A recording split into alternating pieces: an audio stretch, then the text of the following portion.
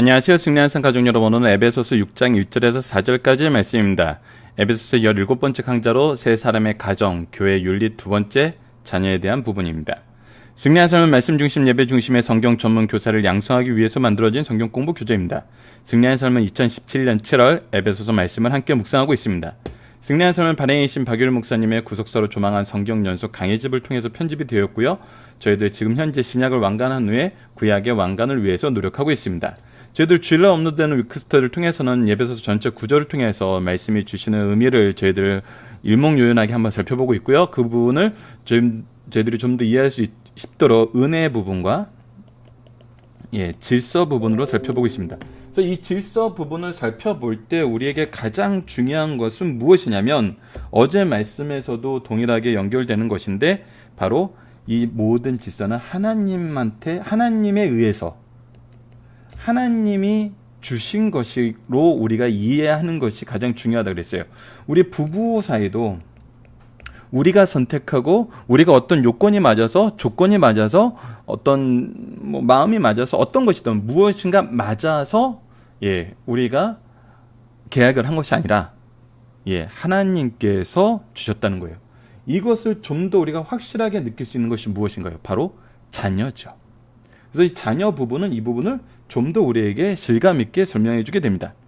자, 그래서 이번 주에 우리가 공통적으로 묵상하고 있는 내용이 뭐냐면 하나님이 세우신 질서가 참된 질서임을 우리는 어떻게 확신하는가입니다.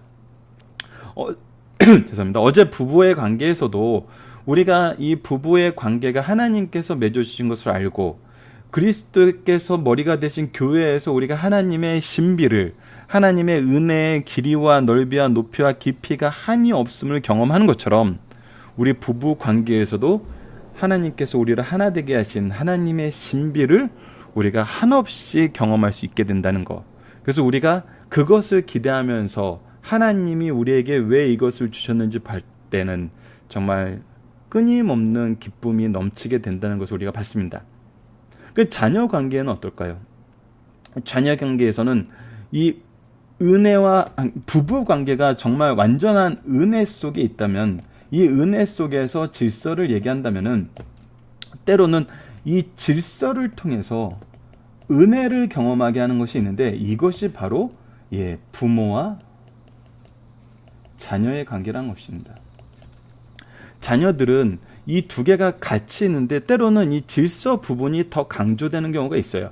오늘 말씀은 이 질서 부분을 이 질서를 통해서 우리에게 은혜가 있음을 확인시켜 주시는 말씀으로 구성되어 있습니다. 우리가 은혜 때문에 하나님의 질서를 의지하고 질서 안에서 기쁨을 느끼는 것도 있지만 반대로 질서 속에서 은혜를 발견하게 되는 경우도 있다는 겁니다. 이건 항상 동면의 양쪽처럼 떨어지지 않아요. 그래서 믿음과 행위가 다른 것이 아니라 하나의 모습 안에서 조화를 이루고 있는 것이거든요. 우리가 기뻐서 찬양하지만 찬양을 통해서 기쁨으로 인도받기도 하거든요. 그래서 찬양이 곡조가 있는 기도인과 동시에 곡조가 있는 말씀 선포가 될 수 있는 거거든요. 우리가 이 내용을 가지고 한번 오늘 본문 말씀을 같이 보도록 하겠습니다. 자, 세 사람의 가정교육, 가정교회 윤리 두 번째 자녀입니다. 자, 자녀들아, 우리가 어제 말씀에서 볼 때는 아내와 남편에게 다 얘기를 했지만 어떻게 보면 이 남편에게 얘기하는 내용이 더 강했어요. 그리스도께서 어떻게 하셨는지를 가르쳐주고 그대로 하라는 거거든요. 그 안에서 여자들은 아내들은 이 질서에 순종하라는 것을 더 강조해서 얘기를 하고 있죠. 근데 오늘은 분명하게 자녀들아 그러면서 동일한 화법이긴 해요. 먼저 순종해야 될 질서를 가르쳐 줍니다. 그것이 뭐냐면 너희 부모에게 순종하라. 그런데 이 부모에게 순종하라 그러면서 이 전의 맥락이 없어요. 그러니까 아내에 대해서 얘기할 때는 너희들이 남편에게 순종하는 것을 누구에게 하듯 하라? 주께 하듯 하라. 그래서 그렇다면 우리가 주께 무엇을 했는지가 나타나고 주님께 무엇을. 근데 주님께 무엇을 얘기하다 보면 우리가 당연히 먼저 나오는 건 뭐냐면 주님께서 우리에게 어떻게 하셨는지 우리는 하나님께서 우리를 먼저 사랑하시고 더욱 사랑하시고 지속적으로 사랑하신다는 걸 알아요. 그래서 이것을 따라가 보면은 결국 하나님께 이르는 하나님의 뜻을, 하나님께서 우리에게 이미 주신 은혜의 풍요로움을 고백하게 되죠. 그래서 이렇게 쭉 따라 올라갈 수 있는 뭔가 논리적인 흐름이 있어요. 경험적인 흐름이 있어요. 그 아멘 할 수 있는 분명한 그 이유가 있어요. 근데 자녀들에게 너희 부모에게 존중하라 했을 때 뭐라고 얘기했냐면 이것이 옳으니라라고 했어요. 이것이 옳으니라고 했어요. 이것은 무슨 의미입니까? 이것은 논란의 여지가 없다는 거예요.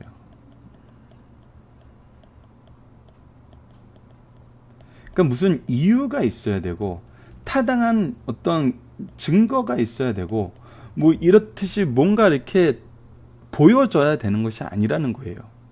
그냥 이거는 그렇다는 거예요. 왜 그러냐면 이것이 바로 하나님께서 세우신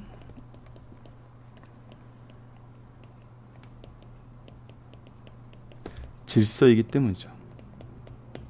이 부분에 대해서 항상 우리가 질문해야 될 것이 있습니다. 무엇으로 질문하냐면 왜 부모님을 공경해야 하는가?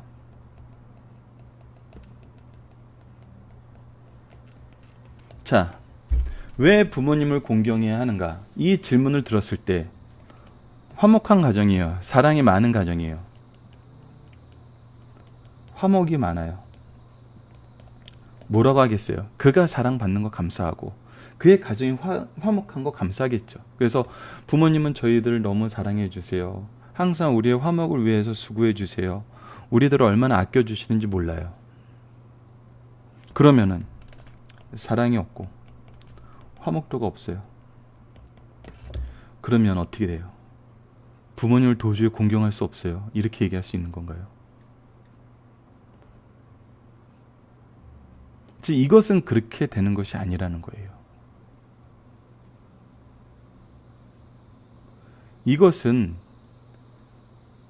논란의 여지 없이 이유 불문하고 해야 되는 거예요. 왜? 이것이 옳다고 얘기했으니까. 누가? 하나님이. 즉 부모님을 순종하는 것이 바로 하나님의 질서라는 거예요. 부모님을 순종하는 것이 하나님께서 정해놓은 것이라는 거예요. 그래서 이유가 없어요. 부모님을 공경하라는데 이유가 없어요. 단 한 가지 이유는 하나님이 그렇게 하라고 명령하셨기 때문에. 결국 우리는 항상 무엇을 보게 되냐면 하나님을 보게 돼요. 하나님만 바라보게 돼요. 우리가 계속 사랑을 전할 수 있는 거, 그 예수 그리스도의 사랑을 우리가 바라보기 때문이고 하나님을 바라보기 때문이거든요.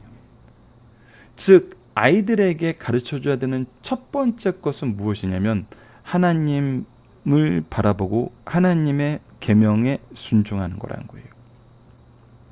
이것이 창조의 질서라는 걸 가르쳐주는 거예요.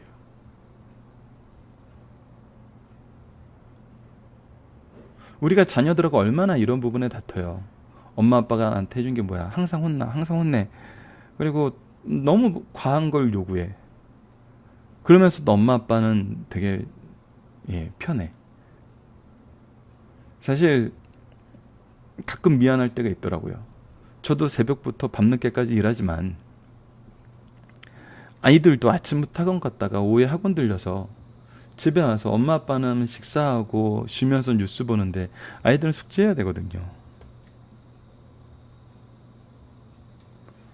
아이들 입장에서는 그것도 억울할 수 있어요. 그래서 서양 속담에도 이런 것이 있죠. 내가 말하는 대로는 하되 내가 행동하는 대로는 하지 마. Do what I say, don't what I do. 이런 속담이 있을 정도로 우리가 부모의 입장에서 자녀들에게 보여주는 것은 불합리가 많아요.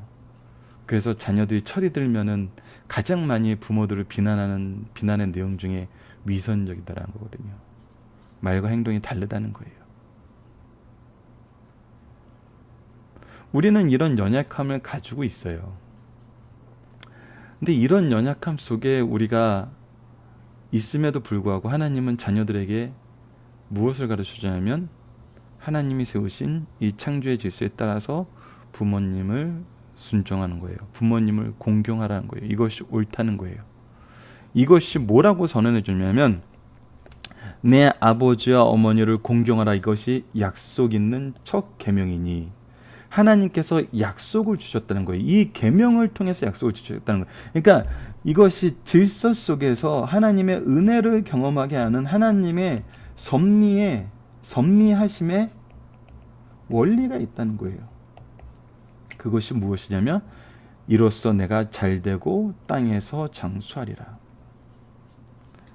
여러분들 그래서 동서고금을 막론하고 하나님께서 일반 섭리로서 이 언약을 항상 지켜주신다는 거예요. 부모님을 공경하는 사람들은 내가 땅에서 잘되고 장수한다는 거예요. 이것을 약속 있는 첫 계명으로 주셔서 이 계명을 따르는 사람들에게 하나님께서 이 계명을 신실하게 이루심을 경험하게 해준다는 거예요. 그래서 정말 너무나 자주 목사님들을 통해서 박연일 목사님도 항상 강조하신 것이 무엇이냐면 우리가 얼마나 자녀들 잘 되길 원해요. 자녀들 성공하기를 원하잖아요. 그러면 무엇을 가르쳐야 되냐면 부모 공경하는 걸 가르쳐야 돼요. 이 미국권 영화에서 가장 많이 나오는 것 중에 이런 표현이 있어요. He's just kid. 그게 아이일 뿐이잖아. 그게 뭐냐면 아이들이 너무나 방만하고 너무나 많은 사고를 치고 다니는데도 아이가 그런 게 당연하지. 이렇게 얘기하는 거거든요. 어느 일부분에서 맞아요. 하지만 공경을 가르치지 않는다는 것은 오히려 하나님의 말씀에 의지하면 그들이 받을 축복권을 우리가 소멸시켜버리는 것이 되는 거거든요. 그래서 부모를 공경하는 거, 저는 이것을 좀 더 확대해서 우리가 공경해야 되는 대상들, 스승이라든지 교회의 어르신들이라든지 사회의 어르신들이라든지 이런 분들까지 확대해야 된다고 보거든요. 그리고 자기 부모를 공경하는 사람은 어른들에 대한 태도가 달라요. 물론 다른 사람한테 못해도 부모님들한테 끔찍해하는 사람들도 있어요. 하지만 어쨌거나 하나님께서 이것을 약속 있는 첫 계명으로 주셔서 이 통치의 질서에 순복하는 것이 하나님의 뜻이고 이 뜻대로 행하는 자를 잘되고 땅에서 장수하게 하겠다는 것을 분명히 얘기하셨어요. 그리고 부모들에게 경고를 합니다. 교훈을 줍니다. 또 아비들아 너희 자녀를 노엽게 하지 말고 오직 주의 교훈과 훈계로 양육하라. 자, 노엽게 한다는 것은 무엇일까요? 여러 가지가 있을 수 있죠.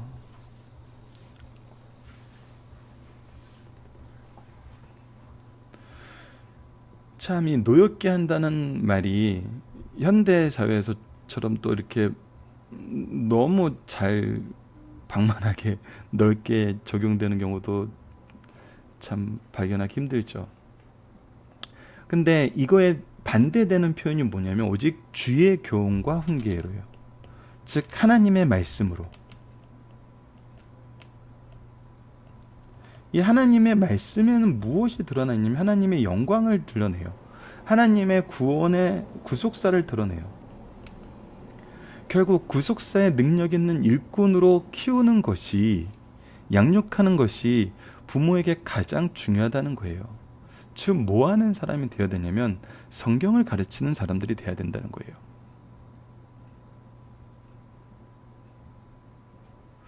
우리가 승리하는 삶 리더분들은 정말 이 말씀에 집중하시는 분들이고 삶 속에서 이것을 잘 실천하기 위해서 노력하시는 분들이니까 어떻게 보면은 지금 얘기하는 사례가 더 많이 나타날 수 있어요.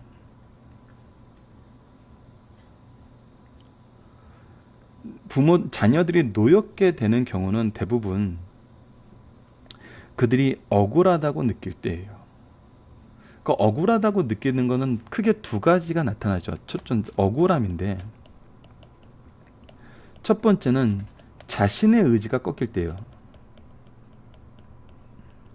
그러니까 본인이 정말 하고 싶은 것이 있는데 그것을 못할 때. 두 번째, 부모의 위선을 발견할 때. 항상 부모가 말뿐인 거예요.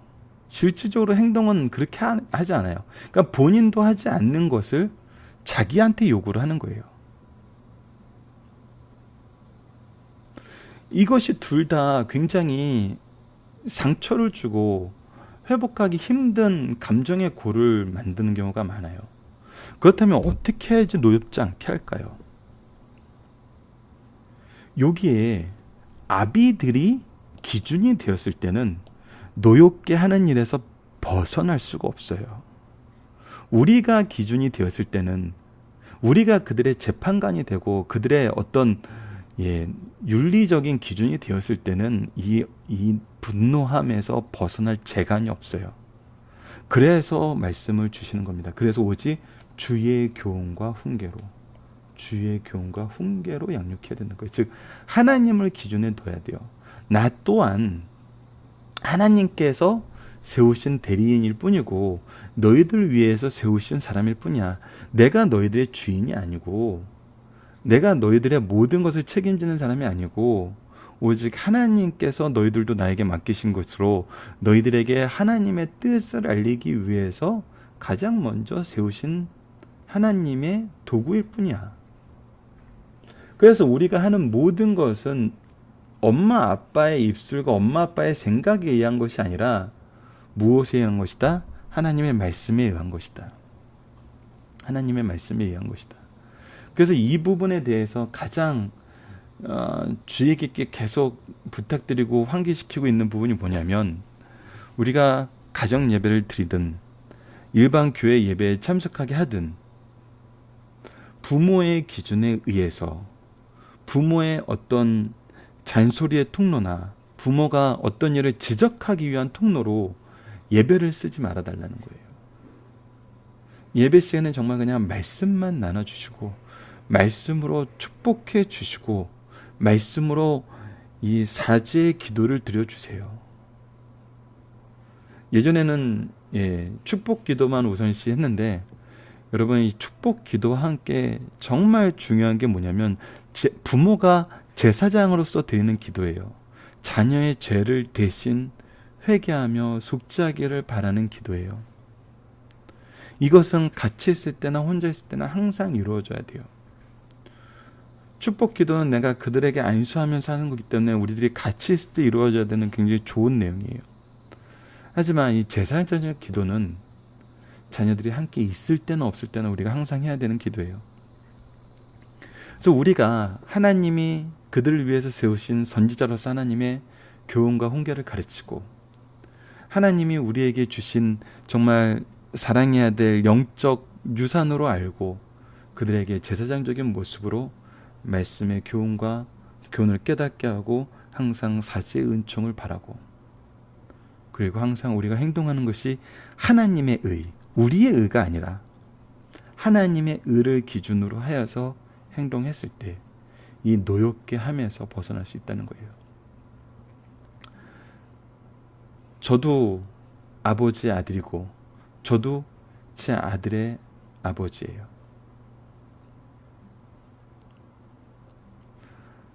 자녀들이 아들들은 약간 그런 컴플렉스가 있다 그러잖아요. 부모에게 특히 아버지에게 인정받고 싶어하는. 근데 이 부모에게 인정받고 싶어하는 것이 내가 잘되고 성장하여서 부모가 나를 자랑스럽게 생각해서 부모에게 인정받는 것도 있지만 내가 부모를 인정하고 부모의 삶에 존경심을 표할 수 있는 것은 무엇이냐면 우리 부모님도 연약한 사람이었다는 걸 깨닫게 됐을 때예요. 근데 그때 뭘 보게 되냐면 이렇게 연약한 우리 부모님을 통해서 하나님은 나를 사랑하셨고 이 사랑을 하나님께서 이루게 하시기 위해서 우리 부모님 또한 하나님께서 사랑하시고 이끌고 계셨다는 거예요. 약한 부모님을 통해서 하나님의 강대하신 일을 이루신 거거든요. 우리는 그래서 하나님을 바라보게 되는 거거든요. 그랬을 때 자녀들은 부모의 관계가 회복되고 오히려 하나님의 인도하심을 더 면밀하게 보면서 감사할 수 있는 제목들이 생긴다는 것이 많은 남자들의 경험입니다. 특히 믿음 안에서 자란 남자들의 경험이에요. 우린 더 이상 그들의 위선에 상처받지 않아요. 오히려 연약함을 굳게 해주신 하나님의 은혜를 감사하고 우리 아버지를 이끌어주신 하나님께서 나를 이끌어주고 계시고 아버지와 나를 이끌어주신 하나님께서 바로 내 자녀들을 이끌어주실 거라는 확신 속에서 이것을 계승시켜 나갈 수 있거든요. 그것이 우리가 다음 달부터 다시 상고하게 되지만 아브라함과 이삭과 야곱의 하나님이라고 얘기하신 그 언약을 통해서 이 언약이 얼마나 신실하게 이루어짐을 증명하고 계시고 이 언약을 계승하게 하는 것이 하나님의 은혜임을 깨닫고 고백하는 그런 모습에 이 계승의 모습으로 우리에게 계승의 모습들을 우리가 다음 달, 다다음 달, 두 달을 통해서 창세기를 통해서 확인할 수 있게 됩니다. 자, 간단하게 정리를 해보도록 하겠습니다. 우리는 분명히 하나님의 은혜 가운데 있고 그 은혜 안에서 하나님이 주신 질서를 기뻐하면서 살아요. 하지만 다시 한번 말씀드리지만 우리에게 질서를 통해서 하나님의 살아계심과 신실하심과 역사하심을 볼 수 있는 방법도 있어요. 그 첫 번째가 뭐예요? 바로 부모님을 공경하는 거예요. 이것이 약속 있는 첫 계명이에요. 이거는 모든 사람들에게 허락한 계명이에요. 그리고 우리가 자녀들을 양육할 때 어떻게 양육해야 된다고요? 우리의 기준이 아니에요. 우리의 의가 아니고 우리의 위선이 아니에요. 오직 주의 교훈과 훈계로 양육해야 된다는 거예요. 그랬을 때 우리의 연약함이 그들에게 비난의 관역이 되는 것이 아니라 우리의 연약함이 하나님의 일하심의 증거가 되는 것을 우리가 경험하게 됩니다. 이때 부모와 자녀의 관계는 회복하기 시작해요. 여러분들 이것을 꼭 기억해 주시길 바랍니다. 자, 본문 묵상하기를 보도록 하겠습니다. 주 안에서 부모에 대한 자녀의 순종이 옳은 이유는 무엇입니까? 이것이 옳다고 하나님께서 선언하셨기 때문이에요. 그래서 부모를 공경하는 것은 이유가 없어요. 하나님이 그렇게 정하셨다는 게 유일한 이유예요. 이 언약의 상급은 무엇입니까? 잘되고 땅에서 장수하는 겁니다. 이를 위해서 부모가 해야 되는 바른 의무는 무엇입니까? 오직 주의 교훈과 훈계로 양육하는 거예요.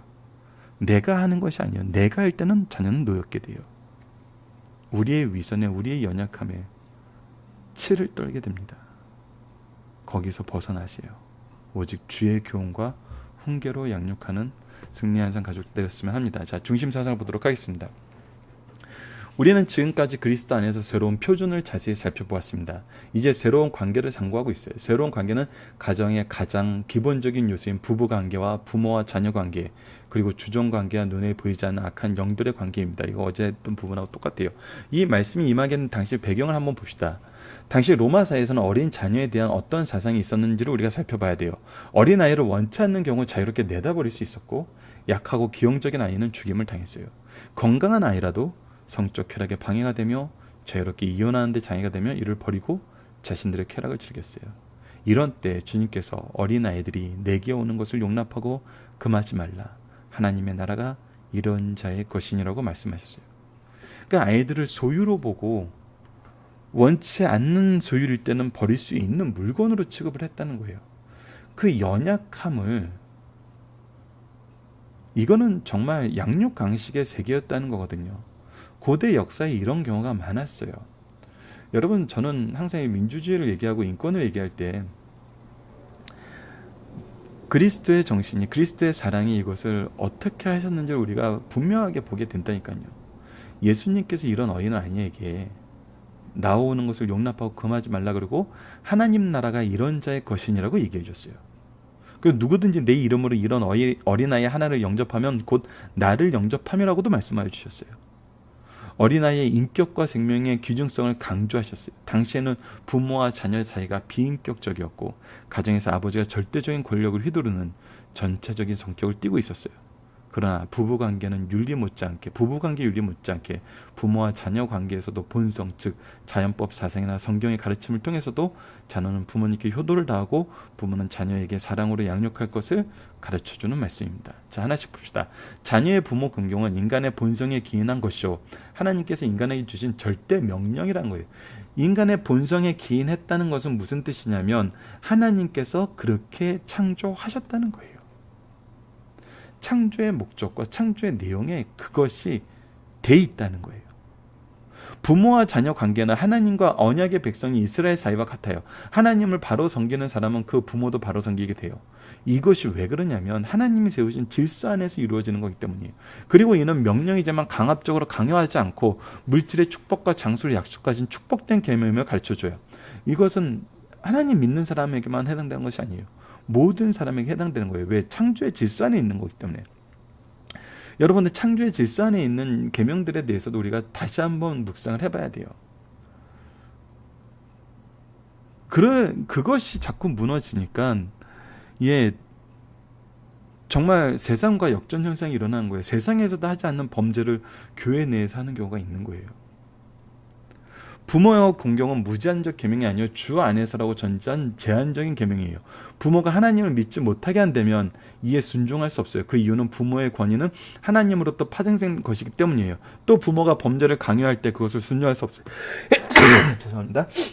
그 범죄인은 이런 명한 부모의 책임일 뿐 아니라 그 행위자에게도 책임이 따르기 때문이에요. 그래서 이것을 바로 가르쳐 줍니다. 자, 이 부분에 대한 말씀은 저희들 신명기 말씀 안에서 볼 수 있고 안에서도 볼 수 있죠. 자녀는 부모의 소유물이 아니에요. 자녀를 가진 부모에게는 책임이 있어요. 부모는 소극적으로 자녀를 노엽게 하지 말 것이요 적극적으로 주의 교양과 훈계로 양육해야 돼요. 노엽게 말라는 부모의 권리를 남용하는 것을 방지한 것이에요. 교양은 주로 본을 보여주고 훈계는 말로 자녀를 바르게 양육하는 것을 의미해요. 부모의 자녀 교육의 범위와 권위와 한계를 분명히 보여주고 있어요. 자녀는 부모의 소유물이 아니에요. 자녀는 우리에게 맡기신 하나님의 선물이에요. 하나님의 은혜예요. 우리에게 주신 은혜예요. 왜? 우리가 하나님의 사람으로 쓰임받는 가장 근본적이고 태생적인 축복이면서 의무이거든요. 여러분들, 일하는 것이 은혜임을 아시는 분이 많을 거예요. 우리에게 양육해야 될 자녀, 양육해야 될 제자가 있다는 것은 굉장히 중요한 하나님의 은혜입니다. 우리는 항상 이것을 감사함으로 나아가야 돼요. 그리고 우리의 자녀, 우리의 제자들을 하나님 앞에서 말씀과 교훈으로 분명히 가르쳐야 됩니다. 자, 살펴보기 정답 여러분들 카페를 통해서 확인해 주시고요. 적용하기를 보도록 하겠습니다. 많은 가정들이 부모와 자녀 간의 교제가 사라지고 있음을 어려워하고 있어요. 자, 왜 그러냐면 분냄 때문이에요. 노엽게함이 있어요. 그러면 부모도 자녀도 똑같이 얘기하죠. 우린 엄마 아빠가 항상 좋은 줄 알아? 나는 너희들이 항상 예쁜 줄 알아? 그 사이에 노여움이 있어요. 근데 이 노여움이 커지면 커질수록 교제는 참 어려워지거든요.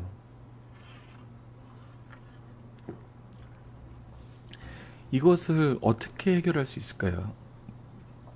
이러한 상황에서 자녀들과 함께 실질적인 교훈과 훈계를 나눌 수 있는 방법이 있을까요? 많은 분들이 예배를 얘기해요. 예배 맞아요. 예배만큼 좋은 게 없어요. 근데 단 이 부분 정말 조심해야 돼요. 예배가 하나님의 말씀으로 채워주고 하나님의 축복이 있어야 되는데, 하나님의 말씀은 그냥 여기다 딱 고정시켜 놓고 예배를 통해서 뭐 하고 싶어 하냐면, 그동안 엄마 아빠가 하지 못했던 얘기를 막 나열해요. 그동안 섭섭했던 거, 잘못됐던 거, 그것이 얘기하고 싶은 건 엄마 아빠가 섭섭하고 답답하고 힘들었던 거예요. 근데 그것이 그냥 엄마 아빠가 얘기했다 그러면은 잔소리로 들리니까, 말씀을 하나 이렇게 딱 끄집어내서 성경에도 이렇게 나와 있지 않니? 예, 근데 여러분 이것도 예, 잔소리예요. 이것도 잔소리입니다. 오직 예배는 하나님의 말씀만 선포돼야 돼요. 그리고 하나님의 말씀으로 축복해주는 자리가 되셔야 됩니다. 이 부분에 대해서 다시 한번 시편, 우리가 지난주에도 좀 상고해봤던 145편 8절에서 10절 말씀을 다시 한번 읽어드릴게요. 여호와는 은혜로우시며 국률이 많으시며 노하기를 더대하시며 인자하심이 크시도다.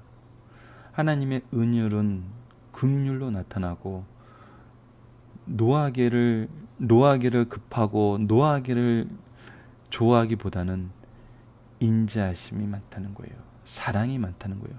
자, 은혜와 긍휼과 사랑은 결국은 우리에게 어떤 형태로 나오냐면 용서의 형태로 나옵니다. 용서의 형태로 나와요. 그랬을 때 어떻게 합니까? 여호와께서 모든 것을 선대하시며 그 지으신 모든 것에 긍휼을 베푸십니다. 하나님께서는 선대하시고 긍휼을 베푸세요. 그랬을 때 무슨 반응이 나냐면, 여호와께서 주께서 지으신 모든 것들이 주께 감사하며, 감사가 회복돼요. 여러분들, 이것은 사회학자들이 연구했던 것과도 동일하고 성경에서 가르쳐주는 거예요. 우리가 죄에 대한 정죄, 죄에 대한 그런 어떤 처벌로 사람들을 변화시킬 수 있다고 생각하는데, 예, 그랬으면 다 죽어야죠. 그냥 죽이는 게 낫죠. 사막에서 이스라엘 백성이 하나님께 범죄했을 때 하나님이 인자하심이 없었더라면, 하나님의 긍휼하심이 없었더라면 진멸했죠. 근데 모세가 어떻게 기도했고, 하나님의 무엇에 의지했어요? 하나님의 구원의 그 사실에 의지했고, 하나님의 긍휼하심에 의지했어요. 그리고 하나님의 언약에 의지했어요. 우리를 끝까지 사랑하실 거라는 그 언약에. 인자하심은 러브를 얘기하는 경우가 많은데 사랑을 얘기하는 경우가 많아요. 많은 경우 unfailing love를 얘기해요. 절대 실패하지 않는 사랑. 하나님의 인자하심은 바로 이런 사랑이에요. 절대 실패하지 않아요. 즉 뭐예요? 절대 포기하지 않아요. 우리가 그 안에 감사의 신앙이 있거든요. 그래서 우리가 성경 안에서 회복되게 된 건 무엇이었냐면, 예, 바로 이 감사였어요. 감사가 회복됐을 때 실질적인 교훈과 훈계가 바로 세워지게 됩니다. 그래서 우리는 지금 무엇을 회복시키는 방향으로 가야 되냐면, 바로 이 감사가 회복되는 방향으로 가야 돼요. 감사가 회복되는 방향은 뭐예요? 하나님의 은혜와 긍휼과 인자하심을 보여주는 거예요. 노하기를 급하게 하는 것이 아니라 더디하면서, 참아주시면서. 더디하라 그랬죠. 없애라는 건 아니에요. 이 부분은 또 분명하게 우리가 짚고 넘어야 될 부분이 있습니다. 그래서 바른 권징, 하지만 그 안에 unfailing love, 인자하심이 있어야 된다는 것이죠. 원론적인 얘기 같지만 자녀들을 혼내시기보다는 축복하시고 예배를 통해서 말씀만 선언해 보세요. 그래서 부모에게 감사하는 사람을 만들려 그러지 마시고, 부모의 노고가 그들에게 인정받기를 원하지 마시고, 여러분들 참 조금 전에 아들들이 아버지에게 인정받고 싶어 한다는 얘기 많이 했는데, 현대사회에서 저희들 30, 40대 젊은 중년들, 중년이라고 얘기는 안 하죠. 요즘에 30, 40대 청년들이기 때문에 젊은 청년 아빠들은 정말 원하는 게 가족들에게 인정받고 싶은 거예요. 그래서 때로는 예배를 자기가 인정받기 위한 수단으로 쓰는 경우도 있어요. 예. 근데 그래서는 안 된다는 거예요. 내가 인정받는 시간, 내가 주목받는 시간이 예배가 아니라 하나님이 우리 가정을 사랑하시는 것이 중심이 돼야 돼요. 그래서 아버지에 대한, 어머니에 대한, 서로에 대한 감사가 아니라 우선 하나님에 대한 감사가 회복되었을 때 우리는 회복됩니다. 이것이 하나님이 우리를 기르신 방법이었거든요. 하나님에 대한 감사. 유대인들을 하나님께서 끝까지 포기하지 않으심을 우리는 뭘 통해서도 알 수 있냐면, 유대인들이 하나님을 향한 감사의 신앙이 얼마나 진지하고 또 그 내용에 깊이가 있는지를 보면 알아요. 분명히 이스라엘도 하나님께서 회복시키실 겁니다. 우리를 회복시키셨으니까요.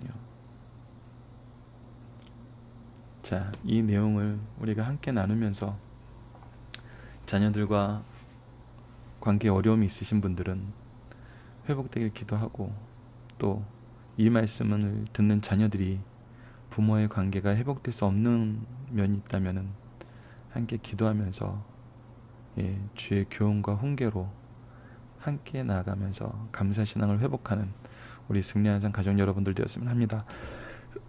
말씀을 기초로 기도하기를 또 해서 마치겠습니다.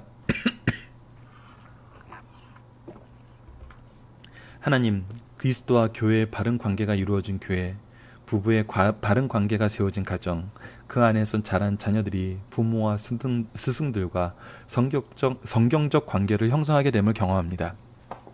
때로는 우리가 시기를 놓쳤다고 생각하기도 하고 특수한 환경이라고 생각하면서 말씀과 기도를 통한 교훈과 훈계가 아닌 다른 방법을 시도하기도 하며 포기하기도 합니다. 그러나 우리를 인도하시고 우리를 회복시키신 하나님의 일하심을 신뢰하고 의지하게 하시고 우리 자녀들을 향한 하나님의 준비하심과 역사하심을 바라보게 하소서. 우리의 기도를 통해 이 시기가 앞당겨지기를 기도하게 하소서. 그리하여 회복의 때에 감사하며 오직 하나님께 영광 돌리는 가정과 교회가 되게 하여 주소서. 예수님 이름으로 기도드립니다. 아멘.